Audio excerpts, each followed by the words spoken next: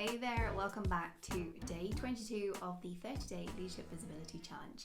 Today we're going to cover one of the topics that's possibly the most significant change I made to my leadership style that catapulted me from struggling to get the recognition and traction I desired to suddenly being in the room with the executive team and being taken seriously. Ultimately, it's what opened the door to my first C-suite role. And it's also the thing I've seen holding back so many amazing women, from people I've coached to those I work with. Hey, men too, by the way. What I'm talking about, going from being the problem person to being the solutions person. Let me break that down for you. If, like me, you know you have so much to contribute to the world, it's quite likely that one of your frustrations is how many things you can predict, anticipate and plan for that others simply aren't seeing or don't anticipate at all. In addition, you probably have a million ideas a minute, right? Amazing. And yet you can get the label of being the problem person.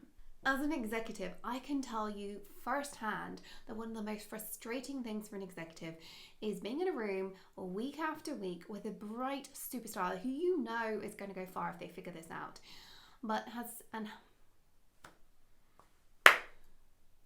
As an executive, I can tell you firsthand that one of the most frustrating things is being in a room a week after week with a bright superstar who you know has the potential to go a very, very long way if they work some stuff out. But all they do in those meetings is bring up problems. And by problems, I mean they share everything they see, anticipate, can envisage.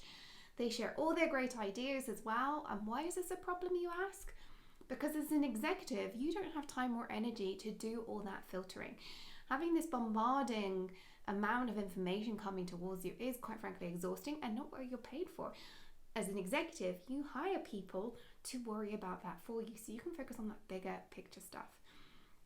One of the step changes you need to make to be taken seriously as an executive is to show up with solutions and learn how to make the life of your fellow executive members easier, not harder.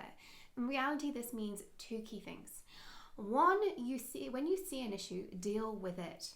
If you can't deal with it, escalate with possible solutions. I don't want you to go looking for that gold star. That's not what you're paid for at a certain point. That works lower down.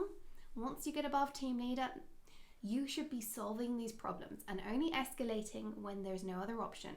Ideally, when you escalate, you need to go in with some possible solutions and a preferred option backed up with why it's a preferred option, and you're asked for resources in order to actually execute a plan that you've already put together. The second key thing is, instead of generating 100 ideas a minute, do the filtering for your executive. Quite frankly, you can't do all those things. I have run organizations where there have been 100 ideas, and those very same people with all those ideas never did any work to execute anything.